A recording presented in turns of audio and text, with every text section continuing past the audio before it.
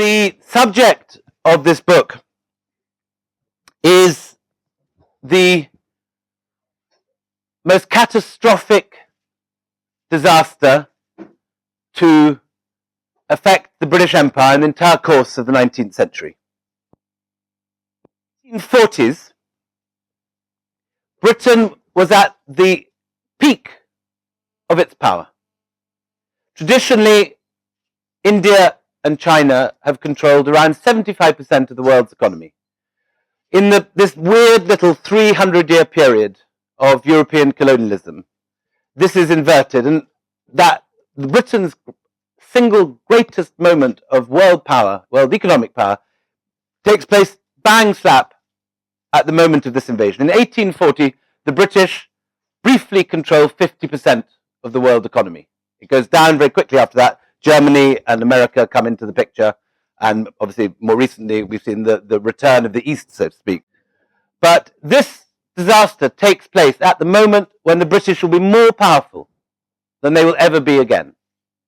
And yet, at this moment of supreme self-confidence, the British don't just lose a battle in Afghanistan. Of the 18,000 troops who march into Afghanistan, one man makes it through to Jalalabad at the end of the retreat from Kabul. It's not just a defeat, it's a complete catastrophic wipeout of an entire army in the snows of the Hindu Kush. The reason I wrote this book now was partly because it is the most extraordinary story. It just is in itself an extraordinary tale. But also, it's a lesson for us all in hubris, in imperial overreach, and has astonishing parallels with the current mess in Afghanistan.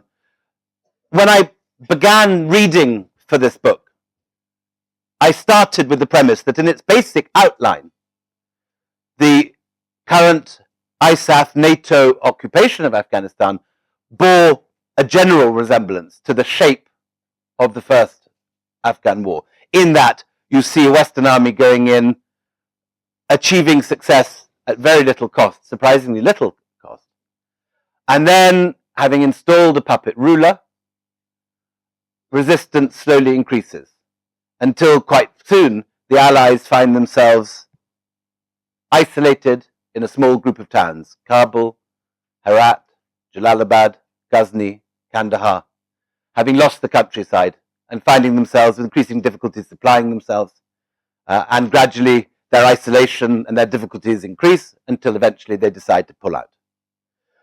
But when I actually began to travel for this book, I discovered that the parallels are far more powerful than merely a general narrative trajectory.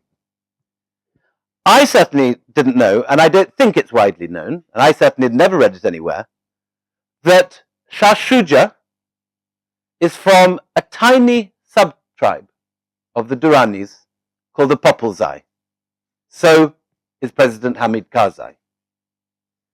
The tribe which was responsible for slaughtering the troops, who were incidentally not white Brits, but were Biharis, Bengalis, Brahmin and Rajput sepoys from eastern UP. These troops, who were slaughtered as they stumbled snowblind through the passes, were gunned down by the Ghilzai tribe, who today overwhelmingly make up the foot soldiers of the Taliban. So you have more or less the same tribal battle taking place 170 years later under slightly different flags. The closer you go on the ground, the more the parallels become astonishing. When I was in Kandahar researching this book and looking for new Afghan sources for this tale, I took the letters of the British governor of Kandahar in 1841, a guy called Sir Henry Rawlinson, and stood at his favourite spot, which was the Sufi shrine of Baba Wali, which has this magnificent view down over the fertile Arghandab Valley.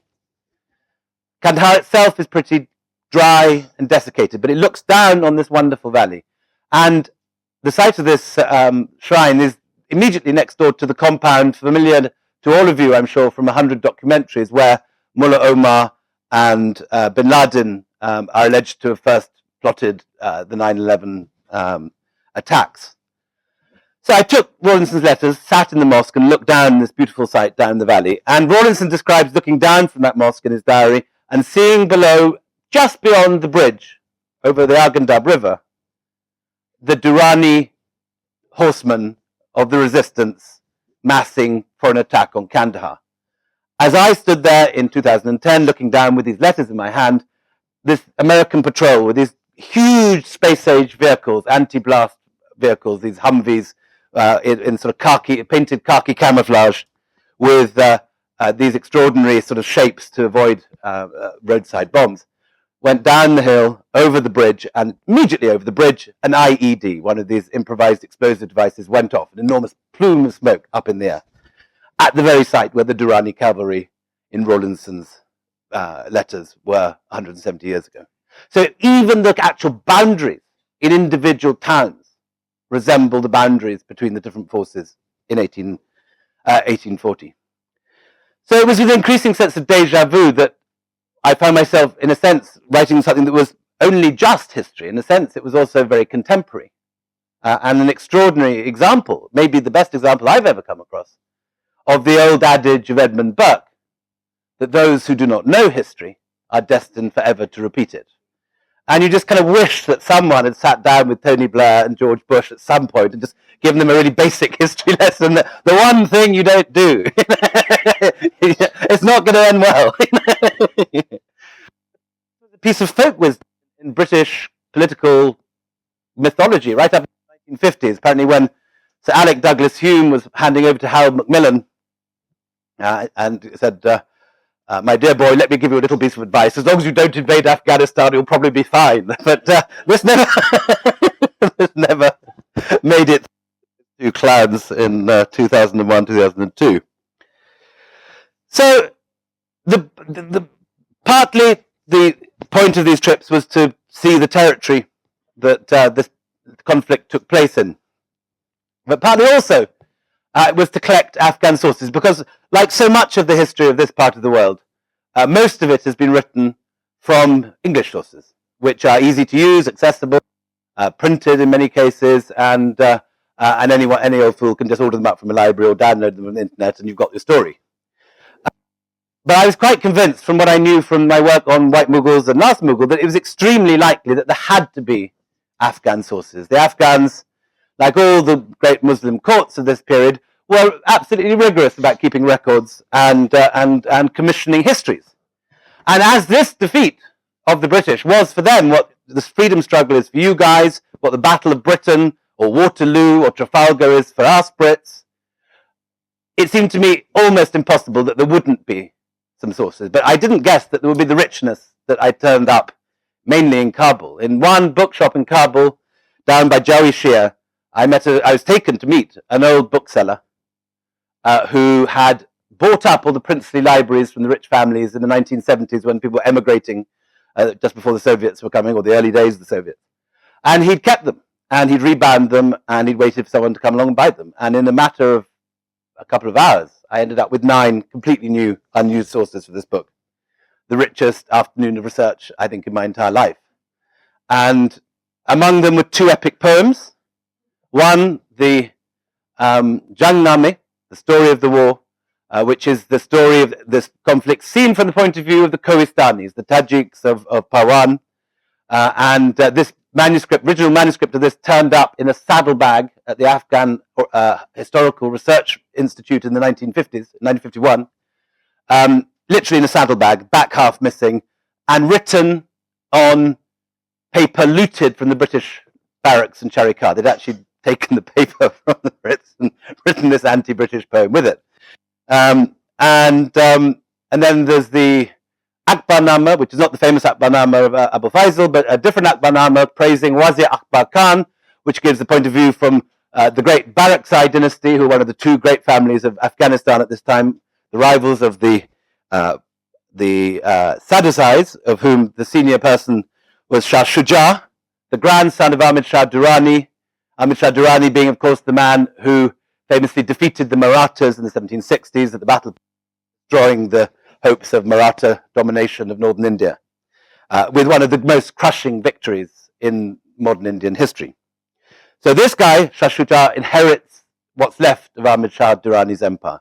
Ahmad Shah Durrani's empire is itself built out of the ruins of the empires of the Mughals, the Safavids, and the Uzbeks. He occupies this vacuum which has been created by the fall of those three empires. But within hours of his death, it begins to fall apart, and Shah Shuja inherits only a fragment of it around Kabul. And then he's driven out by the Barakzais.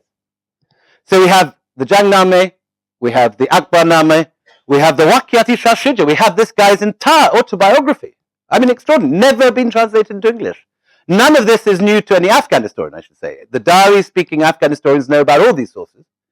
And many of them were reprinted in the 1950s in a magazine called Ariana, which was the premier Afghan historical magazine, printed in Kabul, in Dari. But as is so often the case in this part of the world, material in Persian or here in Urdu or other regional languages does not always make it through into the English, I hesitate to call it mainstream, but the English language stream, and remains isolated, marooned in its own linguistic world. And these extraordinary sources are all in Dari. And not one line of any of them has ever appeared in any English language account of this war. Absolutely extraordinary, but true. So, the story, I suppose, opens on a hot summer night in 1837. And the Shah of Iran is going to war against the town of Herat, which he claims for Persia. It's a disputed border town between Persia and Afghanistan. And a young British officer who's attached to the Persian army, because the British are training the Persian artillery with a view to them defeating the Russians, who are the great rivals of the British. A young British officer has been riding for 5 days from the south of the country. And because of a war on and because the whole army is being mobilized, the post-horse system hasn't worked. And the normal fresh change of mounts that you could expect to find at each caravanserai is broken down. And Rawlinson's been on the same horse riding night and day for 5 days. And exhausted, and his horse tired, in the middle of the night, they lose the road. And they find themselves in the dark, in this very tricky bandit country on the border between two countries about to go to war. And as dawn is breaking over the Kori Shah Jahan mountains, Rawlinson sees coming down the valley just ahead of him a party of horsemen riding towards him, 40 strong. He's on his own with just a single groom and an assistant. So he backs into a side valley to avoid these guys, not knowing who they are, whether they're Afghans or Russians or whoever they are. Anyway, these horsemen ride past and he sees that they are indeed Russian Cossacks. They should not be there. The Russian border is 2,000 miles away to the north. There's the entire breadth of Afghanistan and the Khanates of Samarkand, Bukhara, Khiva, between this southern point in Afghanistan and the Russians. But here, unequivocally, is a party of Russian Cossacks heading into Afghanistan. Now, the British have been fantasizing and fearing a Russian entry into Afghanistan for more than a generation now. For the previous 100 years, the British East India Company had been conquering its way up the Ganga, past Delhi, into the Punjab. The northwest frontier of British India is now at Ludhiana. At the same time as this is going on, the Russians are fighting their way southwards, and the Russian lines have been moving south every generation since Peter the Great at the beginning of the 18th century. And it's clear to anyone that looks at a map that at some point, if this carries on, these two empires are going to bang into each other. They're going to clash. And where they're going to clash, quite clearly, is Afghanistan and the Hindu Kush at some point. So hawkish British strategists have been advocating a preemptive bid to seize the Hindu Kush before the Russians get there, to get the high ground ahead of their other European rivals. But this is more or less pie in the sky stuff in the early 19th century, because between the British and Afghanistan lie two independent countries. There's the Emirs of Sindh at the bottom of the Indus, and there's Ranjit Singh's very strong Punjab with the Sikh Khalsa, which is one of the best run, and militarily ferocious forces in the whole region. Moreover, there are still 6 independent khanates between Russia and Afghanistan. So the whole thing is sort of, imperial fantasy at this point. And yet, there, quite clearly, in the dawn light, Rawlinson has seen this large party of Russians riding in to Afghanistan. And what you have in the months that follows is exactly the same process as took place in 2001 after 9/11, when very small pieces of intelligence are manipulated by a group of ideologically driven hawks to create a scare, to build up a small piece of intelligence which needs to be properly analyzed into a present and imminent danger. And in the same way, the weapons of mass destructions and the rumors of yellow cake purchases and so on, these little fragments of information were used by the neocons in Washington to force an attack on Iraq, a country which patently and quite clearly had absolutely nothing to do with 9/11. So at this period, you have exactly the same stovepiping, is sometimes the term used, whereby the normal process of analysis of information is abandoned, and a group of individuals who have an ideological stake in a certain outcome shove this piece of information to the forefront, cease to analyze it with any logical intelligence, and go for it. And they're using this single sighting by the beginning of 1839. This is the Vitkovich, the Russian officer who led that party of Cossacks into Afghanistan. This is Emir Dost Muhammad and his family. The middle figure is the ruler of Afghanistan, who the British want to overthrow because he's opened diplomatic relations with Russia. This is Sir Alexander Burns, who's the rather dashing British intelligence officer who goes to negotiate on the ground. Ranjit Singh on his horse passing through the bazaars of Afghanistan. And Burns and McNaughton and the British High Command plan very cleverly an expedition which they think will unseat Dost Muhammad, put back into the throne Shah Shuja, who's been sitting in exile in Ludhiana for 30 years without a country to run. And they plan to do that initially by getting Ranjit Singh to do their dirty work for them. They're going to give some money and some weapons to the Sikhs, and the Sikhs are going to invade Afghanistan. But Ranjit Singh didn't get where he was by being led astray by a bunch of fresh-faced Brits in Simla. And Ranjit Singh, over a course of 6 months, manages to turn what is planned as a Sikh expedition into Afghanistan to further British interests. Over 6 months, he manages to negotiate it so it ends up as a British expedition into Afghanistan to further Sikh interests and get rid of Dost Muhammad. And Ranjit Singh plays this game very cleverly. And as the final coup de grace is he then bans the army from going through the Punjab at all. So the army, which is planned to invade Afghanistan, has to take this incredibly circuitous route. From Delhi and Roorkee and Meerut and all the forward garrisons above Delhi, they march to Firozpur, near Ludhiana. Then they double down the Indus, then follow the Indus up through these terrible deserts, through the Bolan and Kojak passes, and the plan is to enter Afghanistan through just south of Kandahar, and by surprise take Afghanistan without a shot. So in Firozpur, this army gathers 14,000 East India Company sepoys, 6,000 white British soldiers imported from England, 21,000 troops in all, accompanied by 8,000 Indian camp followers, march off to war on 30,000 camels. This gives you a picture of the sort of chaotic army heading off towards sheep, cattle, munchies in gurries. You've got little prisoners, you've got camels, treasure chests, fakirs, soldiers, all this sort of. And this enormous army heads off through almost unmapped territory. The British do not have a single reliable map of this invasion route.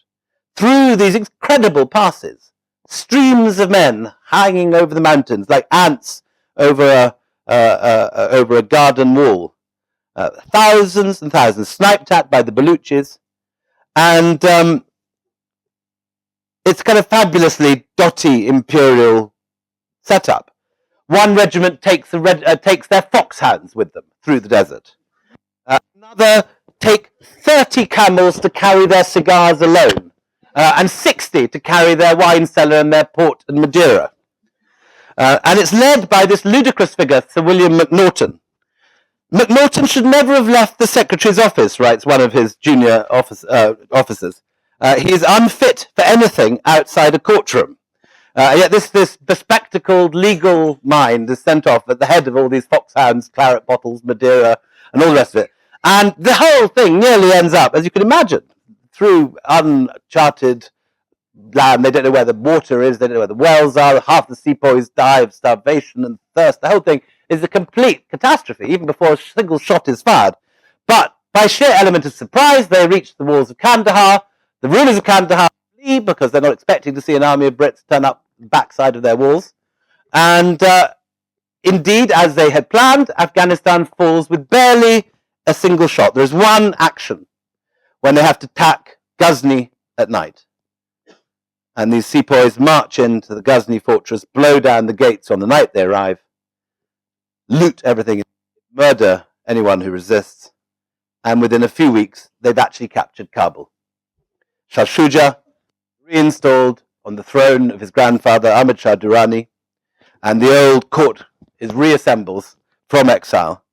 The British are so surprised by the ease of the conquest that they take absolutely no defensive preparations at all. They line up their tents in the valleys outside Kabul and eventually make a half-hearted effort to make a wooden cantonment, which is almost undefended. They don't sit on the fortresses on the top of the Bala Hissar. They don't arm themselves. They don't produce matriculations and cannons with which they can fend off their enemies. They build this light wooden fort in a valley surrounded on all sides by hills and mountains. Shah Shuja's family reassemble from Ludhiana with all his sons and his old advisor, Mullah Achakzai on the right. Dost Muhammad eventually surrenders, having fled to Bukhara, been imprisoned and then escaped, and he's sent off to Shah Shuja's old house in Ludhiana. And it looks as if effortlessly, within 2 years of that sighting of the Russians going into Kabul, that this incredibly easy act of regime change has taken place. Shah Shuja's been taken from Ludhiana and put on the throne of the Bala Hissar. Dost Muhammad's been taken from the Bala Hissar and put under lock and key in Ludhiana. Virtually no bullets have been fired, and it looks as if Kabul is to be added to the Raj. There is even discussion about moving the summer capital from Simla to Kabul because of the excellence of the climate. My sweet peas and geraniums were much admired, says Lady Sale, who's one of the first memsahbs to arrive. In the kitchen garden, my potatoes especially thrive. There is cricket and horse and open-air amateur theatricals, and as winter draws in, snipe and duck shooting, and skating and snowman building. The foxhounds are taken out to hunt the jackals. Burns throws a Christmas party with Scottish reels and bagpipers and presides over it all in Highland dress, and complete with kilt and an enormous sporran. So it all looks very easy.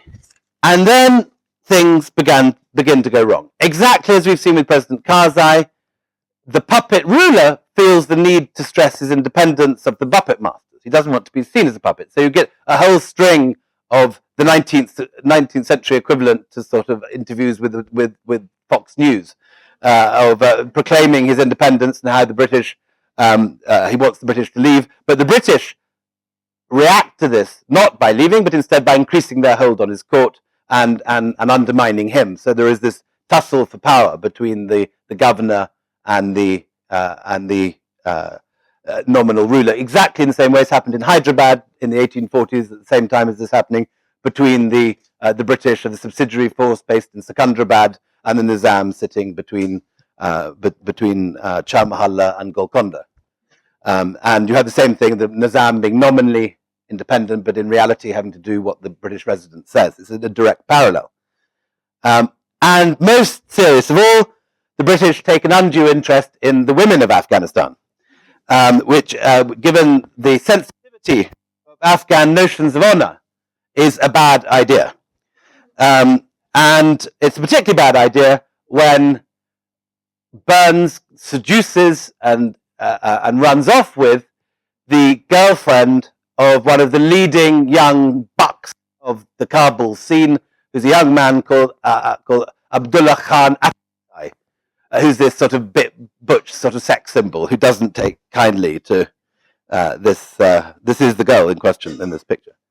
And this is the final straw. The British have humiliated Shah Shuja. They are beginning to their idea is to create a professional standing army. Exactly, again, the same system. The Americans are now training up the Afghan security system before they withdraw. And now the Indians being sucked in and being told to help to train the Afghans. Exactly the same thing goes on now. And to do this, they take away jagirs and lands from the old nobility, alienating great swathes of the noblemen. So lands, women, it's all an explosive combination. And in November 1841, Abdullah Khan calls a meeting of rebel leaders in Kabul. This is an account of it from a wonderful book called Nawai Ma'arak by Mirza Atta. It happened by God's will that a slave girl of Abdullah Khan Atchaksai ran away from his house to the residence of Sir Alexander Burns. When on inquiry, it was found that that was where she had gone. The Khan, beside himself with fury, sent his attendant to fetch the silly girl back. But the Englishman, swollen with pride, cursing and swearing, had the Khan's attendant severely beaten and thrown out of the house. The Khan then summoned the other Sardars and said, "Now we are justified in throwing off this English yoke. They stretch the hand of tyranny to dishonor private citizens, great and small. Pleasuring a slave girl isn't worth the ritual bath which follows it. But we have to put a stop to it right here, right now. Otherwise, these English will ride the donkey of their desires into the field of stupidity, to the point of having us all arrested. I put my trust in God and raise the battle standards of our prophet. And thus I go to fight. If success rewards us, it is as we wished. And if we die in battle, it is better than to live with degradation and dishonor." The other Sardars, his childhood friends, tightened their belts and girt their loins and prepared for jihad. So the rebellion begins, and it's much easier than anyone had thought. Burns is so convinced that he's a popular figure in Afghanistan that he has only 7 sepoys guarding his house. They surround him at dawn, they break into the house, and they hack Burns to death. And he tries to get him to disguise and slip out, but he's killed, and his headless is left in the streets of Kabul for the dogs to nibble at. A few weeks later, Sir William Norton and his blue-tinted spectacles, he's killed by Akbar Khan, the young resistance leader. And Akbar Khan shoots him and hangs up his glasses and his head in a busa bag in the Chachata Chowk. The British lose, within the first days of the uprising, their stores of ammunition and their food stores, which are put away into they're not within the cantonment, they're held in separate forts. The resistance captures this within 24 hours, and it's just a matter of time from this point, having lost their ammunition, having lost their food, for the British to be forced into surrender. And there follows a siege of a month when the British are reduced to eating rats and horses, gnaw tails, and all the sort of thing that goes on during sieges. And eventually they have no option but to surrender. And they surrender their artillery, they hand over their artillery to the Afghans, who pull it onto the hills above the cantonments. You can just see the cantonments here, and at the bottom of the hill. And on the 6th of January 1842, they march out of the cantonments being promised safe passage back to Europe, back to Jalalabad and to British India.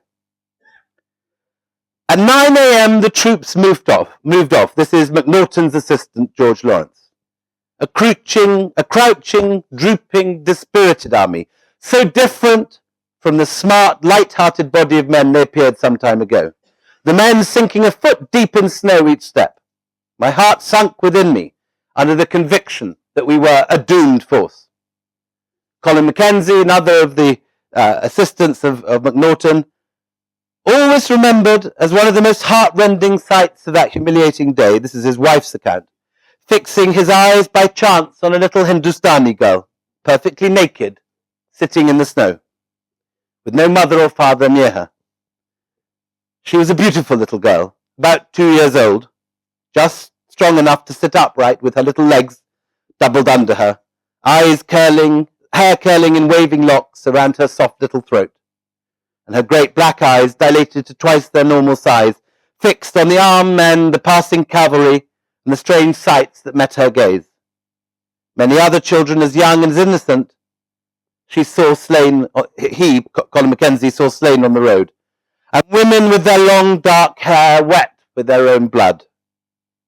The rear guard had to fight the whole way to Bagrami, which is where the airport is now on the edge of Kabul, and pass through a literally continuous line of poor wretches, men, women and children, dead or dying from their cold and wounds, who, unable to move, entreated their comrades to kill them and put an end to their misery. Within the first night, the British have lost again their supplies. Their tents are seized as they try to get them out over the bridge, which means that they lie exposed in the snow in the freezing winter. The sepoys who don't know how to look after themselves in sub-zero climates wake up to find that their feet have suffered frostbite and look like charred logs of wood. They've gone black by morning. The Afghans who are with the British know exactly what to do. They build a fire and then they fan out in a circle with facing and with all their cloaks over them.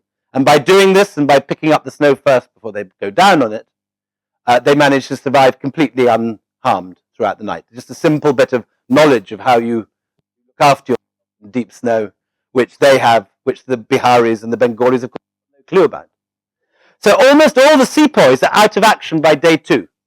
They can't pull the triggers of their guns. They can't load their muskets. They can't stumble forward.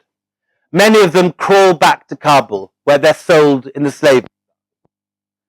The British and anyone who can go forward carry on. From 18,000 people that left Kabul on the 6th of January, by the 8th of January, there are only 10,000 left. The confusion was fearful. This is Lady Sale, she of the geraniums and the potatoes. We had not proceeded half a mile when we were heavily fired upon. The pony Mrs. Sturt rode was wounded in the neck and the ears. I fortunately only one, 3 others near the shoulder without doing me any injury. The pass completely choked up, and for a considerable period of time we were stationary under heavy fire. That night the Sipahis and the camp followers, half frozen, tried to force their way not only into our tents, but into our beds. Many poor wretches died of cold round the tent in the night. Many women and children were abducted. George Lawrence, who's been given over as a hostage, describes how, riding back towards Kabul to his imprisonment as a hostage, we came upon many more such bloody sights. Sepoys and camp followers being stripped and plundered on all sides and too cold to resist in any way. Such as refused to give up their money and valuables were instantly stabbed or cut down. On seeing us, the poor creatures cried out for help, many of them recognizing me or calling me by name. But what could we do? The girls' eyes had now tasted blood and clearly showed their tigerish nature, becoming very savage and fierce in their demeanor, demanding that we should be given up to them for sacrifice, brandishing their long blood-stained knives in our face, and telling us, "Look upon the heaps of carcasses around you, for you shall be among them soon.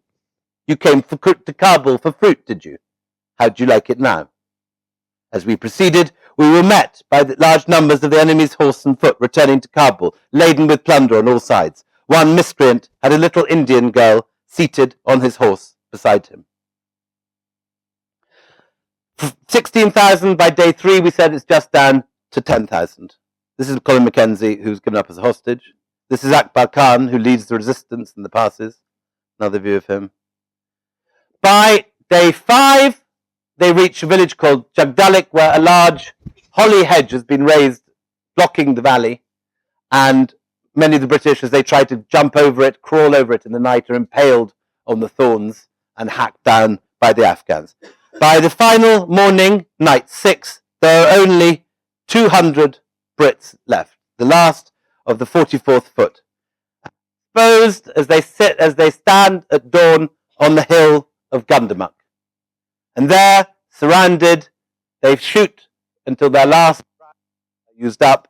Then they fight on with bayonets, and then they're killed, one by one, slaughtered. 2 from one of the troops have on to the Nimla Gardens, built by Shah Jahan the same time as he was building the Taj. There they are killed. 1 man makes it beyond, Dr. Bryden, the company's surgeon.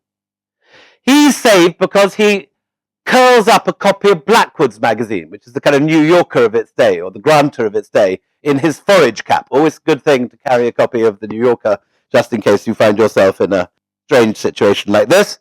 Curls out, and when they try to strike him, it goes through the magazine, but it doesn't go through his head. And he rides in on this collapsing nag in this famous iconic image by Lady Butler, the remnant of an army. And that night, General Sale, Lady Sale's husband, who knows his wife is out there somewhere, doesn't know where she is, raises the bugles, raises lanterns on the turrets so that the last survivors can straggle their way in. But no one comes. And they blow trumpets all night.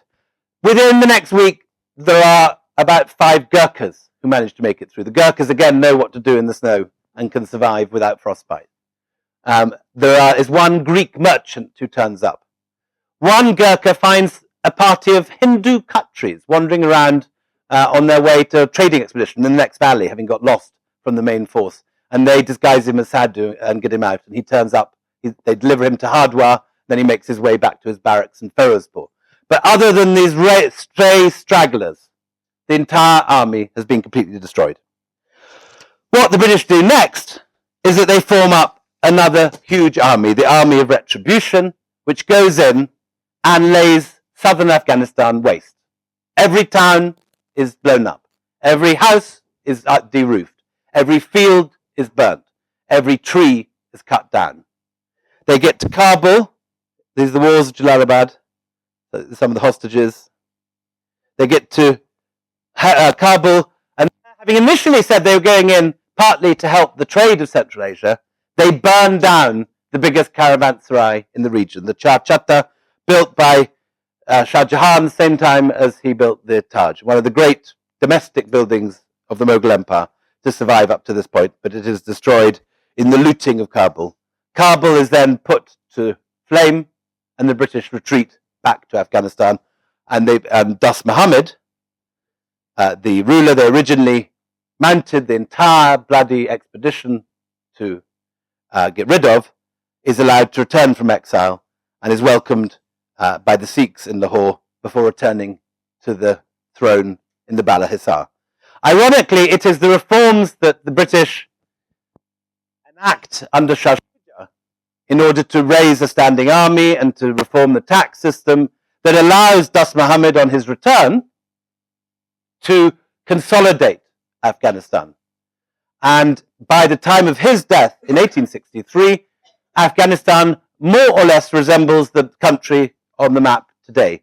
While at the beginning of the story, there's just a series of Kandahar, Ghazni, everyone is ruled by different noblemen, like the warlords of the 1980s. But Dost Muhammad consolidates it. And ironically, one of the results of this war is effectively to consolidate an independent Afghanistan, where previously there had been just a patchwork of kingdoms. It is said that the English entered Afghanistan a second time to free their prisoners. This is Mirza Atta again. They spent lakhs and lakhs to bribe the Afghans into allowing them safe passage, leaving thousands more dead behind, paying compensation double to the value of the owners of the property they destroyed, then revealing their true nature by demolishing the markets of Kabul and returning to India. They had hoped to establish themselves in Afghanistan, to block any Russian advance. But for all the treasure they expended, for all the lives they sacrificed, the only result was ruin and disgrace. If the English had been able to take and keep Afghanistan, would they have ever left this beautiful land where 44 different types of grape grow, and other fruits as well? Apples, pomegranates, pears, rhubarb, mulberries, and ice water, such as cannot be found anywhere in the plains of India. For the Indians know neither how to dress nor how to eat. God save me from the fire of their dal and their miserable chapatis. He had obviously never been to Hyderabad and tried the biryani. So this entire ludicrous episode ends with thousands dead, millions of pounds expended, the entire economy of the East India Company shot to pieces, with huge debts and with no gain at all. And yet it seems that this is a lesson that each generation has to learn time after time, because within another generation, the British are planning to attack Afghanistan a second time, the Second Afghan War, and the veterans of the war are forced to write to the Times to try and pull everyone together. George Lawrence, who'd been taken hostage, writes, "A new generation has arisen which, instead of profiting from the solemn lessons of the past, is willing and eager to embroil us again in the affairs of that turbulent and unhappy country. Although military disasters may be avoided, an advance now, however successful from a military point of view, will not fail to turn out to be as politically useless. The disaster of the retreat from Kabul should stand forever as a warning to the statesmen of the future not to repeat the policies that bore such bitter fruit in 1839 and 42. So when I went to Afghanistan in 2009 and 2010 to research this book, the first thing was to try and find these sources. And what the sources allowed you to do was the same thing as what fine journalism allows you to do today. There is a tendency, not just in Fox News or on Arnab Goswami's channels, to present the Afghans as undifferentiated mass of sort of bigoted, fanatical beards, undifferentiated and merely sort of howling for jihad. If you look at the individual motivations, which these Afghan sources allowed you to do, you suddenly find a group of human beings with all the different motives and mixed ideas that any group of people have. So Abdullah Khan Achakzai, though he speaks the rhetoric of jihad, is primarily pissed off about losing his girlfriend. Aminullah Khan Logari is irritated because his lands have been taken away from him. Mir Masjidi, the Naqshbandi peer, been prepared to... He rises up in rebellion because the British had never paid him the subsidy they promised when he rises up against Shah Shuja. A lot of the invasion of Afghanistan and the smoothness of the invasion took place because the intelligence officers were sending Indian carpet dealers and so on disguised with large bribes, so that when the British get as far as Kandahar and Ghazni, the rulers, the noblemen abandon Dost Muhammad and go over to Shah Shuja. That's how the invasion took place. Rather like the Battle of Plassey was not actually a military victory, but was really a negotiation between rival groups of bankers. But what happens is the British never pay Mir Masjidi, and so he rises up in order to get the money that he's owed. He agrees to surrender. He goes into the tomb of Timur Shah to give himself up. While he's there, another British force goes and burns down his fort and murders his women and children. And he sets himself up as an implacable enemy of British rule and leads the rebellion of the Tajiks. So you suddenly, these different sources allow you suddenly to fill in the gaps. Everyone's motivation becomes clearer. And the one thing I felt I had to do, if I was to write this book properly, was to follow the route of the retreat. This is the emotional center point of the book, this extraordinary story of the entire destruction of this army. And I thought I couldn't possibly write it without actually following it. The trouble is that today, the second half of it backs onto Tora Bora, which is now the Taliban heartland. And like many of the areas that are said to be controlled by the Taliban, in reality, there are not bunches of guys wandering around in the high streets with Kalashnikovs. It's all quite subtle. And I was told that if I wanted to go in, if I could find someone to take me, that it would be possible if you did it discreetly and didn't sort of hang around and show yourself make an exhibition of yourself, you could actually probably do this quite safely. Then I had a lucky break. The head of Karzai's security force, what's he called? Nasrullah Saleh, who's a Tajik, a very sinister, rather Tajik guy who runs all the kind of Bagram torture chambers and all the rendition programs, is completely ruthless. Turned out, slightly embarrassingly, to be a fan of The Last Mughal. And I was summoned in when he discovered I was in Kabul and interrogated by this man, this terrifying figure, who said, you've got to do a better job with this one because you were too good to that Bahadur Shah Zafar last time.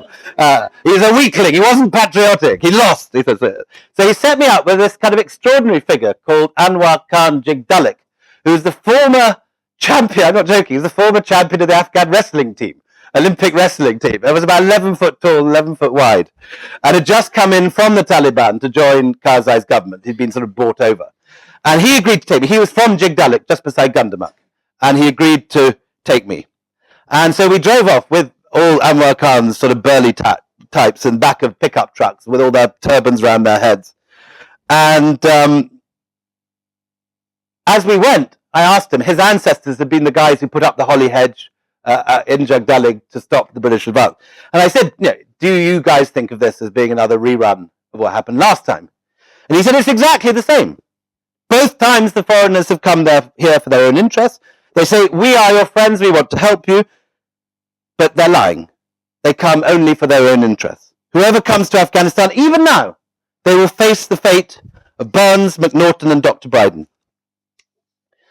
So we arrived at Jagdalik, and he hadn't been there for 6 months, and he was obviously the local hero. So a sheep was killed, and I was longing to get on to Gundamak, to that hill where those last soldiers made their last stand, this place. But first of all, we had to go through this whole ritual of having this enormous lunch, an even larger lunch than the one we had on the way here. And the kebabs were laid out, flaps of naan were brought, apricots, all the whole lot. And by about 5 o'clock, it was clear we weren't going to get to Gundamak at all that day, as more courses appeared. Plates of pulao rice with mulberries and all this sort of stuff. And so we went back to Jalalabad. And on Jalalabad, found that, in fact, that day, by pure chance, after 6 months of complete peace in Gundamak, this was the day when the government went to burn the poppy crop. And they'd faced resistance from the villagers who'd summoned in the local Taliban from the hills to fight the police. And at 9 o'clock that morning, just as we were heading for our lunch, there was an enormous gun battle in Gundamak on the site of this last stand. And 9 police vehicles have been blown up, 100 hostages taken, 7 people killed. So the following day, the elders of Gundamak came in to Jalalabad for a jirga, because they had all these hostages that they were going to trade, and the negotiation was going to take place between the government and the elders. And Anwar Khan went to watch the jirga, and I went too. And we stood on this hill looking down on Kandahar Airport, on Jalalabad Airport, where these sinister predator drones were taking off and falling, these unmanned aircraft, looking slightly like things from outer space. They're completely silent. And they take off and they land, and there's no one getting out of the planes because there's no one in them. And we sat after the jirga was over and talked to the elders of Gundamak. And one of them said, last month, some American officers called us to a hotel in Jalalabad for a meeting. One of them asked me, why do you hate us? And I replied, because you blow down our doors, enter our houses, pull our women by the hair, and kick our children. We cannot accept this. We will fight back, and we will break your teeth. And when your teeth are broken, you will leave, just as the British left before you. It's just a matter of time. And I said, what did the Americans say to that? Well, he said, the first one turned to the other one and said, if the old men are like this, what will the younger ones be like? In truth, all the Americans know that their game is over. It's just their politicians who deny it. These are the last days of the Americans, said the elder from Gundamak. Next, it will be China. Thank you very much.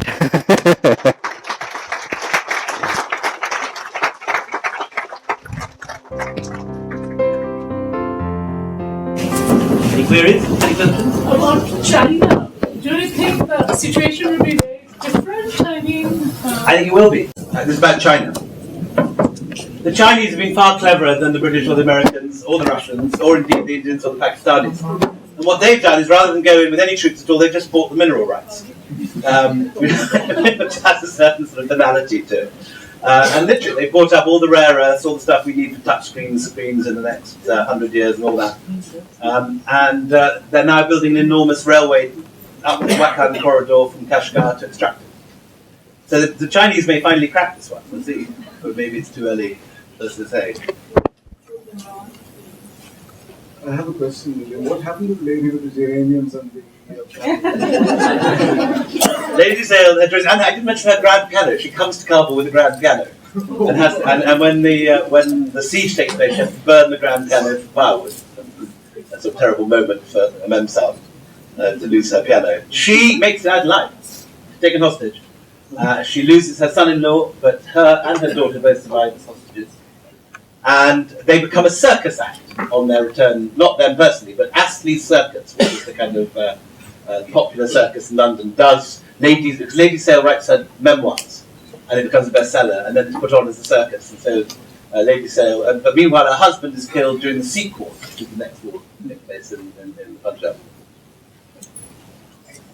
What about India? If India is trying to help them, are they getting into the battle of Kabul? I think if I was India, I'd be very, very careful, because it's very tempting, of course, to... the Afghans are asking for assistance, and Afghanistan has long been India's friend. And there is, I'm sure, one part of opinion in the Ministry of Foreign Affairs that would like to keep support Karzai and keep the Taliban and the Pakistan's proxies at bay. I would have thought that if I was in the Ministry of External Affairs, which I'm not, and have no, they wouldn't listen to what I said anyway, but if I was, I would advise them that surely that India really has very few interests in Afghanistan, and that Pakistan is completely paranoid about being surrounded by India and will do anything to stop India being in Afghanistan. And that surely is a lever you can use in negotiations for something else that you really do want, like stopping the Pakistanis messing around in Kashmir.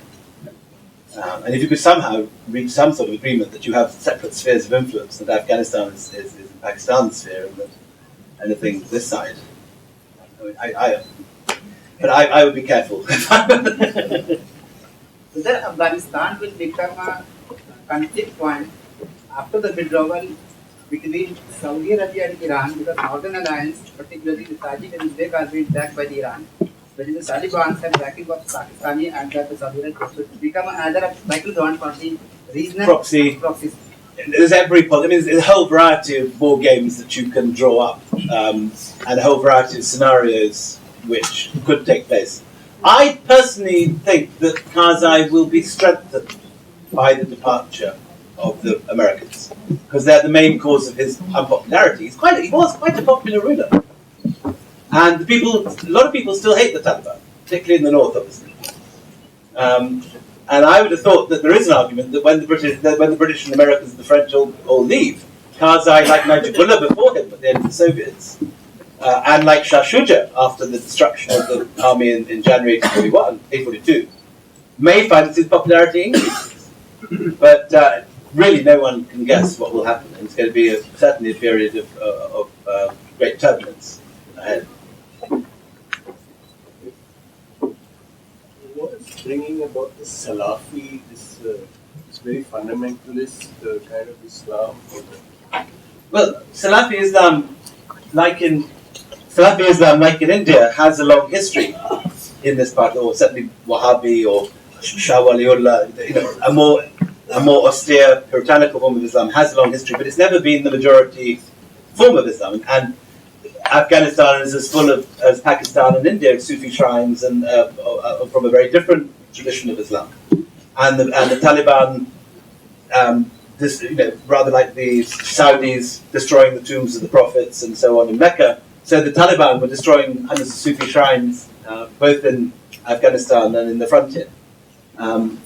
And it is in some ways, certainly its popularity is a new thing. But it comes from, much of it comes from, wishing to find heaven on earth, trying to find. We don't think of Taliban Afghanistan as heaven, but many of the Talibs do, and it's all about introducing an ideal state in their minds. And when you've been through turbulence and warfare and invasion and occupation, these ideas do find takers in the period of extreme upset and so there are those. I mean, the Taliban are very popular in South. Very popular indeed. In spite of Bamiyan? Bamiyan was not everyone outside Afghanistan was horrified by it, and some Afghans were horrified by it, but in general it was not a major. There were no marches in the streets like there were when the Americans were defecating on Qurans and things. I wanted to know about these paintings. How did you find them? They are very So, as you know, I'm keen on my art history. Art history is one of my degrees, and one of the pleasures of writing a book like this is researching the. Inevitably, the easiest stuff is as always with everything, is to go straight to the British Library and the Victorian Albert Museum, where the primary repositories. But there's lots of other stuff. National Army Museum has got British stuff. Lovely Dr. Goswami in Chandigarh found a lot of the miniatures that you've seen. I failed to find, and I'm still looking, and I'm sure they are there, just as these texts were there. There must be Afghan miniatures of Shah Shuja somewhere, but I haven't been able to find a single one. There's European pictures of it. So if any researcher here has got a spare afternoon in the Salajang or something, if you can find me a picture of Shah Shuja, I'd be very grateful. Dost Muhammad, there are many pictures of, and he was obviously because he was a victor, and everyone claims the victor. No one wants to know the victim and the loser. Thank you very much. Really,